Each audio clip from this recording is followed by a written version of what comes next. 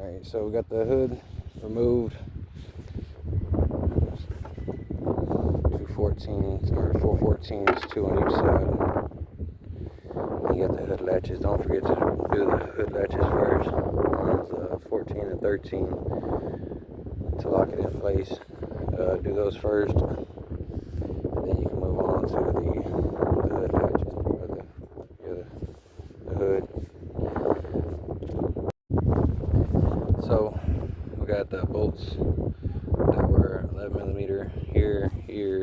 I got my ground wires. I'm just gonna put everything back in this place with the bolts so that way we know where they're at. Got 2 more right there. The bleeder line going across. I'm gonna put it back into its place, but just to mark it for its safety, we got a shim on. We got 2 shims on this. One right there, and then one right there. So it's gonna go like that. The other shim on the inside of that,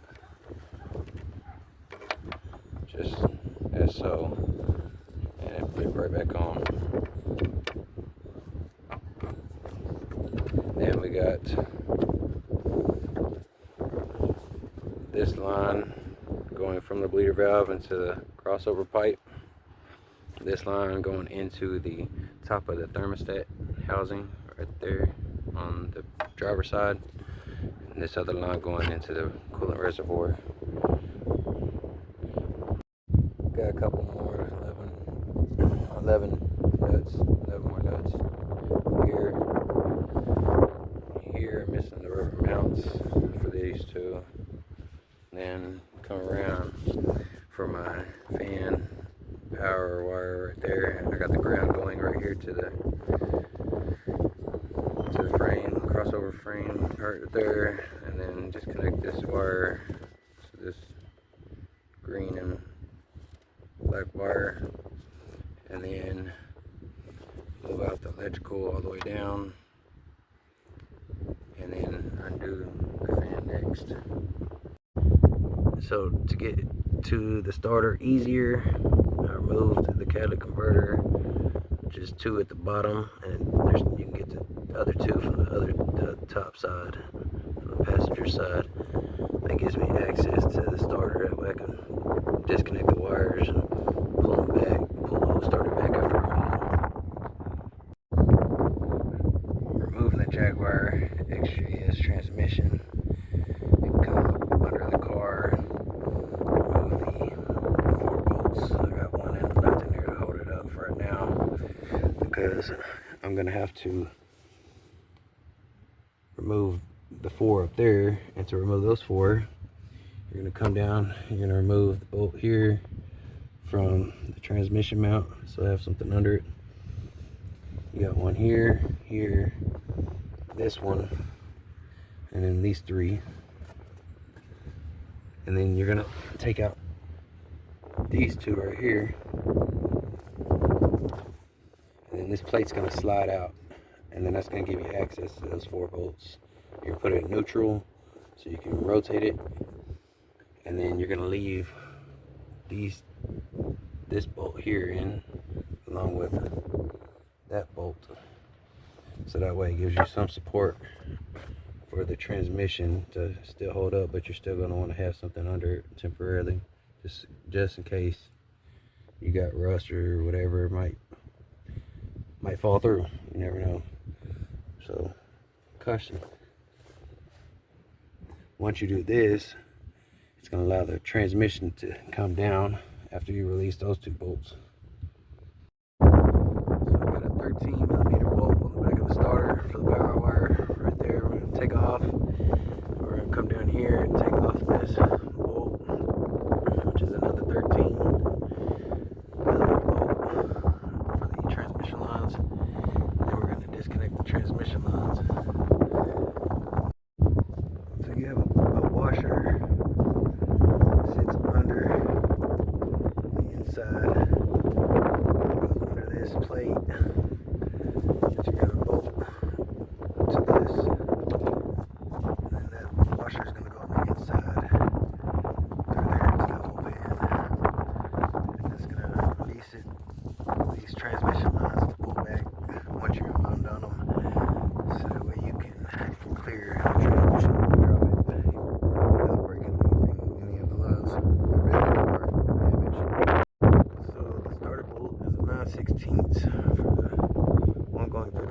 transmission to the starter. You got 2 wires that go into the starter. You got this one. This other one that I push back that runs off this bar.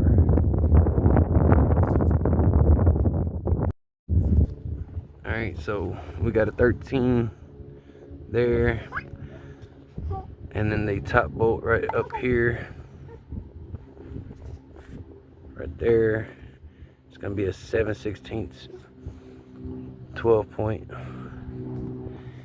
And then it's gonna be a bit tricky to get up in there, but it's possible.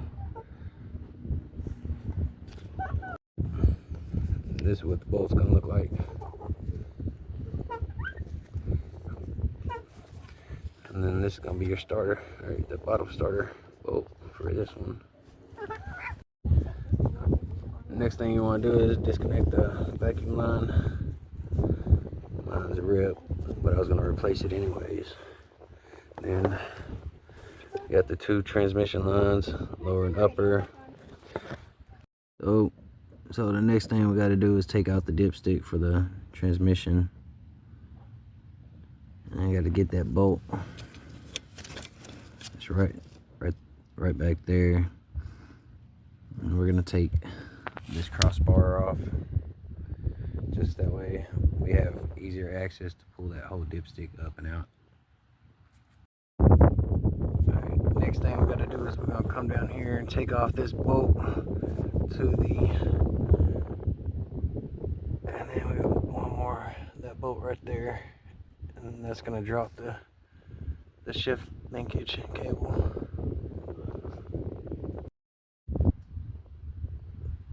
So on the driver's side, after you take off the shift linkage, you got one more wire to take off, and then it's held on by an 8mm.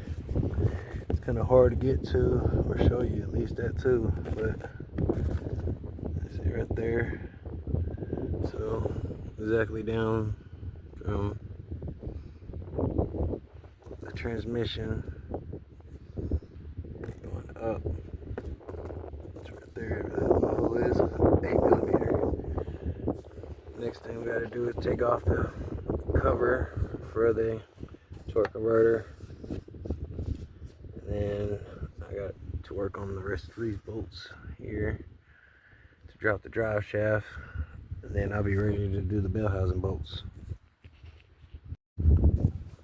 For the cover on the torque converter, it's all 11mm across except for that one. And then you got the cover right here, and you have to take off the sensor wire. I believe it's a speed sensor, one of the speed sensors, or the crank system sensors. If I remember right, I have to look at the book to tell y'all correctly, but just know that if you're dropping the transmission, it must come down.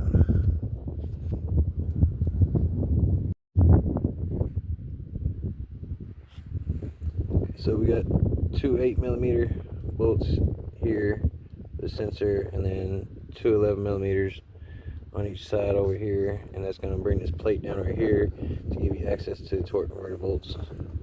Well, I was able to get it off. It was just the pins that were holding it in, but it slid right on off. So now I can get to the torque converter bolts, spin it, whatever I need to do, all from right here. And next, got to drop it. Well, it's been like 2 days. I could be rushing it.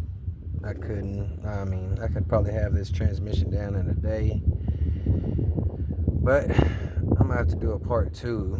See, I'm getting close to 10 minutes already just doing these videos.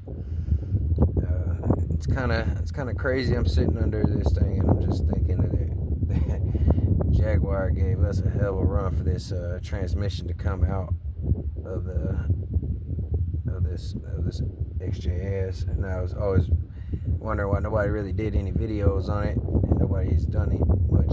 You know, they just pull the motor with the transmission And like half the stuff that they're doing when they're pulling the transmission is already the work, you know, the labor. The hardest thing is getting torque convertibles. But then I started to see that I can understand why they're having such a hard time even with that. So the whole reason why I'm doing this is I'm gonna end up having to redo the freeze plugs. I fixed one of the freeze plugs. I got the car started up, making sure that it's gonna run, and then it sounded good. I liked it. So the next thing I was gonna do is I noticed I had like 3 more leaks, and they're all from freeze plugs. So I was just gonna pull the transmission, pull the motor, and clean it all up, do the freeze plugs, do all the seals all the way around it, and then put it back together, put it in the car, and send it.